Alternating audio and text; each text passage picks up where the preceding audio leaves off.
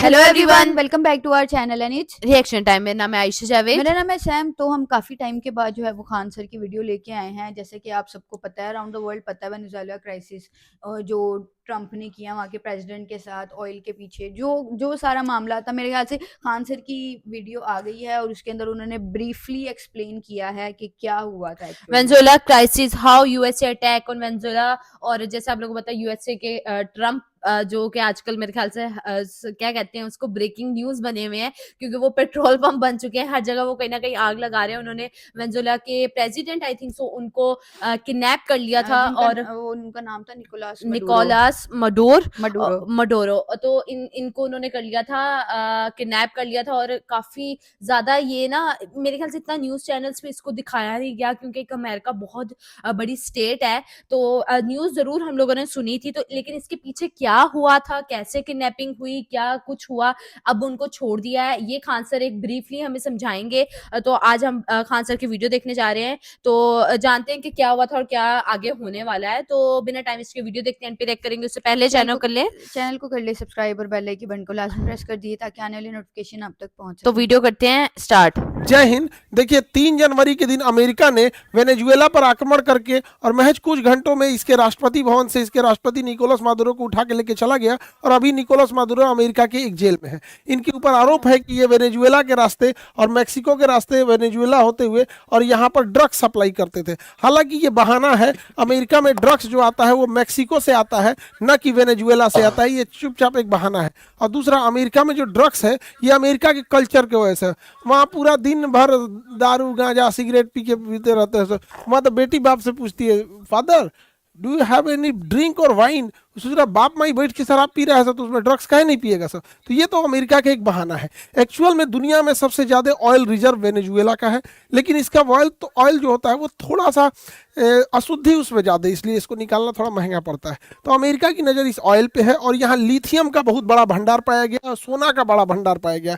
तो actual America in भंडार पर कब्जा करना चाहता है और बहाना लगा देता है कि अमेरिका में ये ड्रग्स सप्लाई करता है, इसलिए वो इसके राष्ट्रपति को उठा के लाया गया है। और 2020 से जब लॉकडाउन चल रहा था उसी समय से अमेरिका राष्ट्रपति को उठाना चाहता था और यहाँ पर उसने बड़ा अच्छा गेम खेला।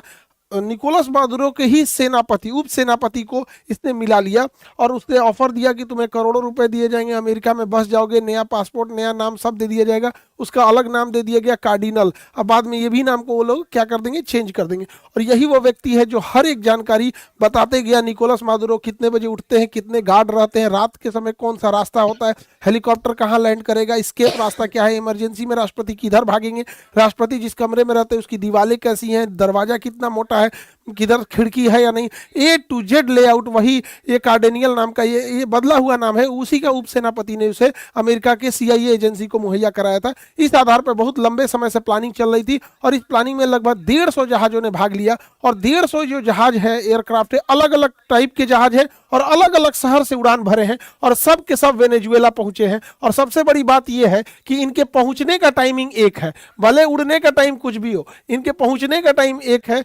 वेनेजुएला को ये लोग संभलने का मौका नहीं दिए और समझते हैं कौन कौन सा इसमें यूज हुआ है। तो जो सबसे पहले वेनेजुएला में एंट्री मारा था, RQ सेंटेलियन नामक ड्रोन एंट्री मारा था। ये 50,000 फीट की ऊंचाई पर उड़ता है और ये स्टिल्ट ड्रोन है। इसे इतनी बेहतरीन फोटो लेता है, हर जगह की पूरी प्रॉपर फोटो ले लिया। स्टिल्ट है तो ये पकड़ में भी नहीं आया। अब इसके बाद अगला नंबर आता है F-35 का। F-35 रडार में नहीं दिखता है दुश्मन के और इसी का फायदा उठा के वो वेनेजुएला का अंदर प्रवेश कर गया। और जब ये वेनेजुएला में प्रवेश किया, अलग अलग जहाजों से, कोई एयरक्राफ्ट कैरियर से उड़ान भरा है, कोई प्यूर्टो रिको के सैन्य अड्डा से भरा है, कोई यहाँ से अलग अलग जगहों से भरा है। तो इसे वेनेजुएला देख नहीं पाई क्योंकि ये स्टिल्थ रडार है। और ये क्या किया, वेनेजुएला के रडार पे फेक सिग्नल भेजना चालू किया।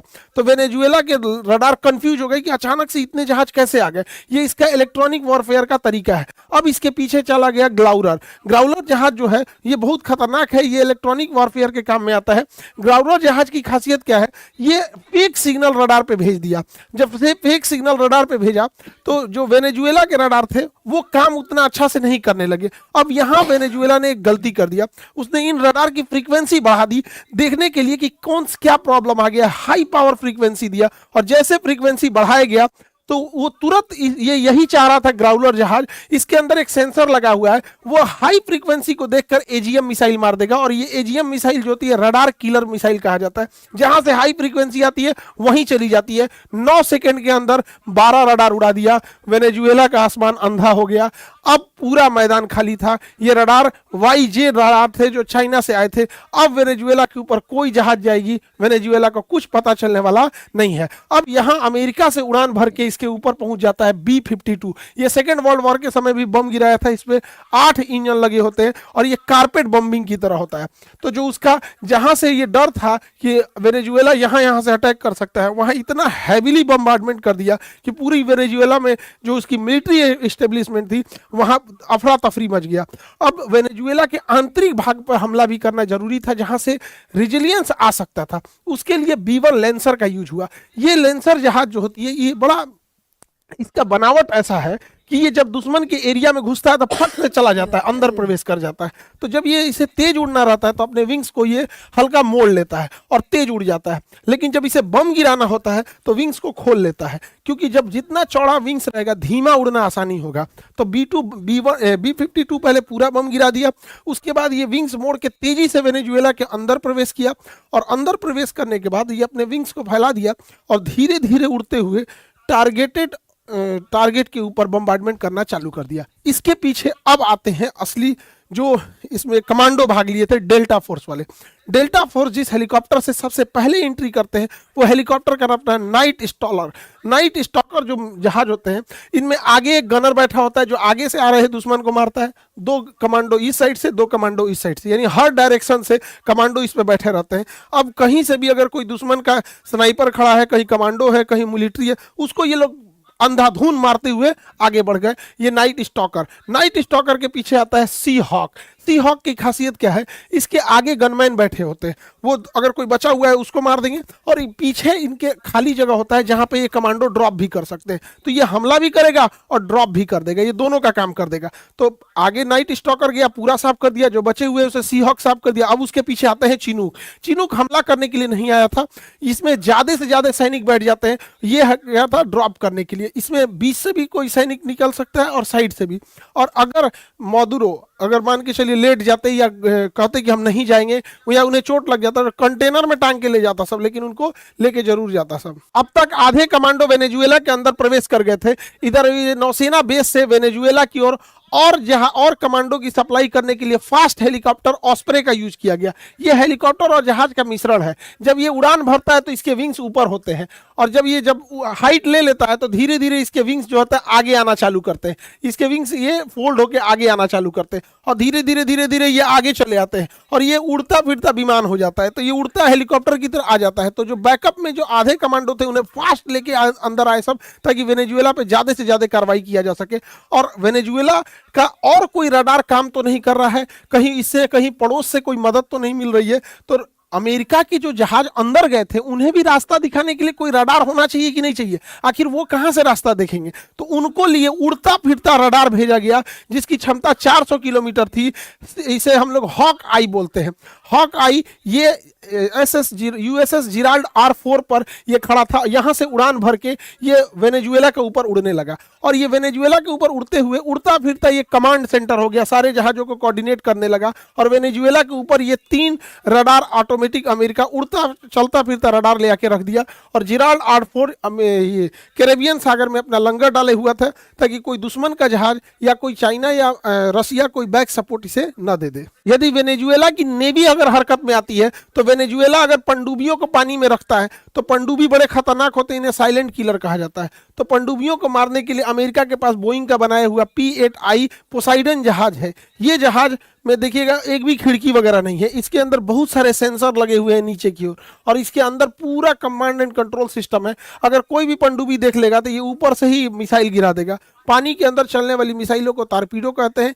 ये वेनेजुएला के नौसेना को ध्वस्त करने के लिए इसे लगाया गया था। ये भी ऊपर से कमांड कर रहा था, एक और सी हॉक कर रहा था, हॉकाई, और ऊपर से ये अपना पोसाइडन जहाज उसकी निगरानी कर रहा था। और वेनेजुएला के सामने पूरी की पूरी अमेरिका ने नौसेना का बेड़ा खड़ा कर दिया था। ये फुल फ्लेजेड वार के लिए रेडी थे कि अगर वेनेजुएला की ओर से कोई एक्शन लिया जाता है तो यहाँ जितने जहाज हैं रेडी टू मूव है, सब में कॉकपिट में पायलट बैठे हुए हैं, सब उसकी नेवी खड़ी हुई है, पीछे उसके प्यूर्टो रिको, फ्लोरिडा और अन्य एयरबेस पे पूरी की पूरी मिलिट्री तैनात थी। हर जहाज में कॉकपिट में जहाज में पायलट रेडी थे कि अगर वेनेजुएला की ओर से कोई अटैक आता है तो इतना तेजी से ये हमला करेंगे कि पूरी स्टेब्लिशमेंट खत्म हो जाएगी वेनेजुएला को ये लोग संभलने का मौका नहीं देते। और जब ये पूरी की पूरी अंदर प्रवेश कर गए सब, तब असली खेल चालू होता है। पूरे वेनेजुएला को आइसोलेट कर दिया जाता है और वेनेजुएला पे होता है अब साइबर अटैक।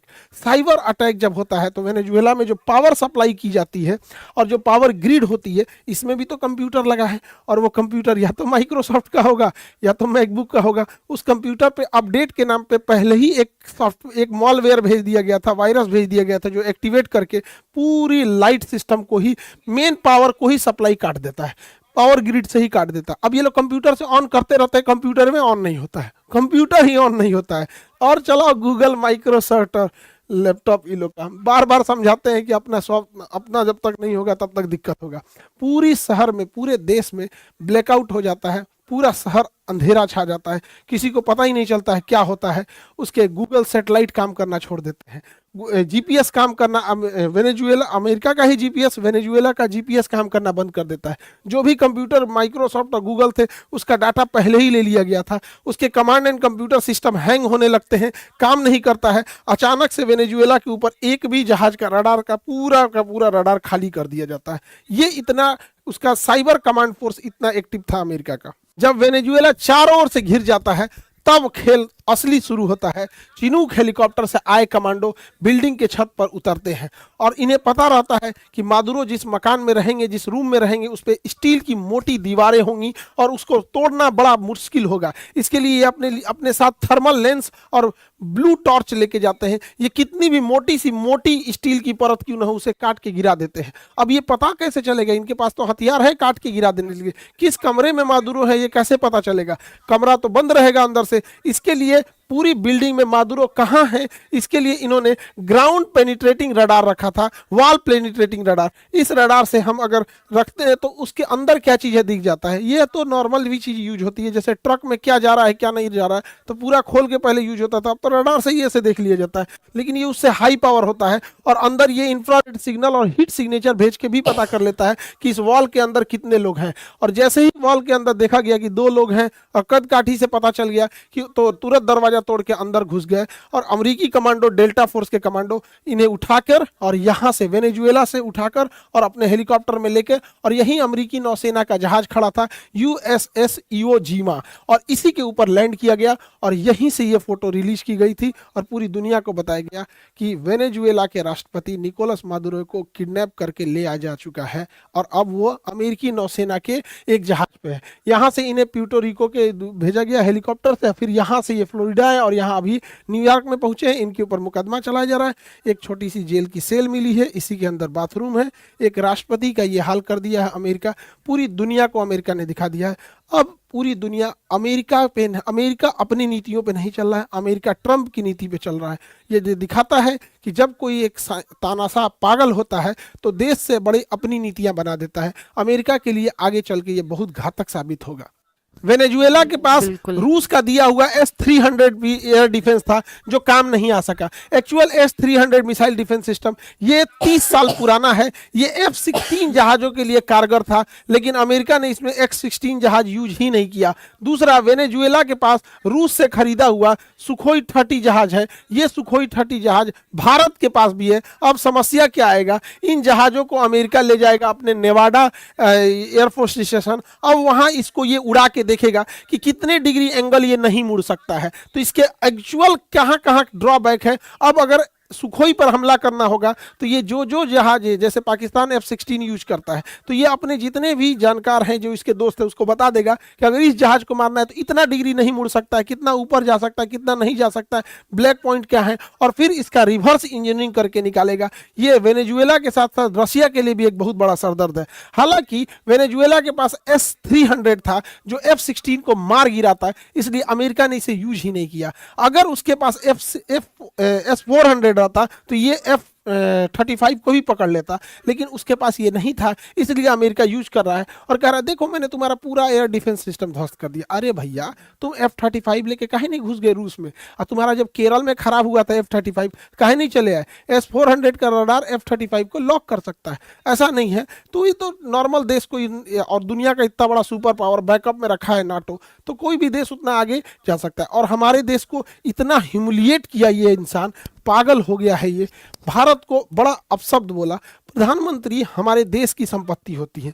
प्रधानमंत्री को बोलता है ये कि मोदी ने फोन किया, उन्होंने बोला प्लीज मैं आपसे मिलना चाहता हूँ। क्या बदतमीजी है ये बड़ा दुख होता है कि प्रधानमंत्री एक पूरे देश का प्रतिनिधि होता है। एक प्रधानमंत्री की इज्जत पूरे देश की इज्जत होती है। हमें सबको खड़ा रहना चाहिए यहाँ पर। और हम धन्यवाद कहते हैं पहले महाराष्ट्र के लोगों को कि यहाँ जो टेस्ला का पहला कारखाना मिला था, आप लोग को इंडिया की गाड़ियाँ खरीदी यहाँ पे। ऐसे अमेरिकन वाले प्रोडक्ट्स को यूज करेंगे, ये अल्टीमेटली हम लोग के लिए भी बड़ा सरदर्द बनेंगे। हमको लगता है कि उतना सक्सेस नहीं हुआ महाराष्ट्र में जो टेस्ला खुला था। हमें अपने प्रोडक्ट्स में होना चाहिए। और ये लोग देखिए, हमारे भारत के लोग इन्हें मोटिवेशन मानते हैं। इनकी हिम्मत नहीं हुई थी, ये करोड़ों कमाने वाले लोग, इनकी हिम्मत नहीं हुई थी कि ऑपरेशन सिंदूर पे एक शब्द बोल सके। आप बताइए, हम देशवासियों से पूछना चाहते हैं, क्या इनका कर्तव्य नहीं बना कि एक बार ये बोल सके कि जब ये प्रधान डोनाल्ड ट्रंप, ये पेट्रोल पंप हो गया, पेट्रोल पंप यहाँ पे, इसको पेट्रोल चाहिए यहाँ डोनाल्ड ट्रंप से हटके, जब हमारे प्रधानमंत्री का अपमान कर रहा था तो इन लोग की हिम्मत नहीं होगी। एकदम यहाँ पे ईमान धर्म बेच दिया है सब यहाँ पर।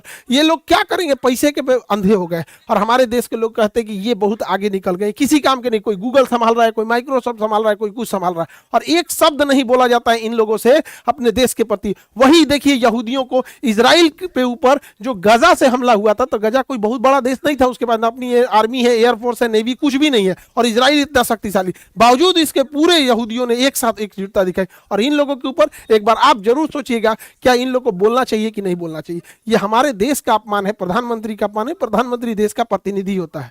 अमेरिका जिस तरह बेलगाम हो गया है, वो अगला निशाना बनाएगा ग्रीनलैंड को, इधर लेगा क्यूबा को, और यहाँ ईरान पे भी अटैक कर सकता है, क्योंकि अब अमेरिका को रोकने वाला कोई नहीं है। हाल ही में अमेरिका तो गाइस ये तो था सारा ब्रीफ के कैसे उन्होंने प्रेसिडेंट को किडनैप किया और वेनेजुएला कैसे के। उन्होंने वहां पे अटैक किया और वहां की जो फोर्सेस थी उनको भी आप कह ले कि बस फारिग कर दिया उन्होंने, क्योंकि वो पूरी प्लानिंग के साथ आए थे। उन्होंने पहले अपना बंदा छोड़ा हुआ था उन्होंने वहां पहले पे अपना वहाँ जसूसी के बंदा लिए। छोड़ा हुआ था, और वो जिस तरह उनकी वो उन्होंने अपने रफाल का यूज किया, फिर उसके बाद उन्होंने वो जिस तरह गए और वो उन्होंने अपने आर्मी के बड़े बड़े बंदे रखे हुए बिल्कुल, थे। ये कोई छोटा काम नहीं, बहुत बड़ा काम और है, और पता ये नहीं एक कब दो दिन से में प्लान नहीं ट्रम्प, होता। हाँ ये ट्रम्प कब से चला रहा था टेक्निक को, क्योंकि उन्होंने देखो ना ये भी पता कराना था, उनको पता था कि उधर की जो छत है वो स्टील की है, वो आसानी से नहीं टूटेगी, हथियार वो अपने तो लेके ये गए ऐसे साथ। पॉसिबल नहीं है, ये ऐसे ही पॉसिबल होता है कि बंदा अपना कोई एजेंट यहाँ से भेजे, कोई 5-6 महीने वो वहां पे रहे, वहां पे हर चीज देखे, माहौल देखे, हर लोगों से मिले,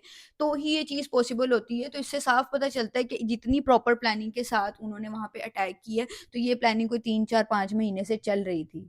बट बहुत ज़्यादा खतरनाक थी। उन्होंने दिखाया कि वो जो हम यूज़ नहीं करते थे मशीन, आप मॉल्स वगैरह में जाओ तो आपको वो कोई सामान के अंदर से क्या पड़ा हुआ है आपके, वो मशीन में आप बैग बिल्कुल। रखते हो तो आपको पता वो मशीन यूज़ की गई है कि पता चले कि वो जो प्रेसिडेंट है वो उस घर में मौजूद भी है कि नहीं है। उन्होंने पता किया कि वहाँ 2 लोग हैं, और वहाँ से फिर उनको निकाल के किडनैप करके फिर मेरे ख्याल से ये जो लीक की है ना पिक्चर, ये भी अमेरिका ने खुद ही की खुद ही थी की कि है, उनके भाई मीडिया पता ने चले की कि है। मैंने ये काम कर दिया है और मैं कुछ भी कर सकता हूँ। और वो वेनेजुएला के प्रेसिडेंट जो हैं वो अभी भी प्रिजन में जेल हैं। में है। एंड वो जो खान सर ने एक बात कही, वो मैं उस चीज से एग्री करूंगी कि डोनाल्ड ट्रम्प जो है ना, वो पॉलिसीज के थ्रू नहीं चल रहा, उसने अपनी पॉलिसीज निकाली हुई हैं, वही ना वो कि अपनी मर्जी कर रहा है। जैसे मैंने स्टार्टिंग में कहा था कि पेट्रोल पंप, तो वैसे ही वो खान सर भी कह रहे थे कि ये पेट्रोल पंप बने हुए हैं। फिर उन्होंने अब नेक्स्ट बताया कि इनके जो SU-30 था वो भी ले लिया है, ताकि वो उसको चलाएगा और उससे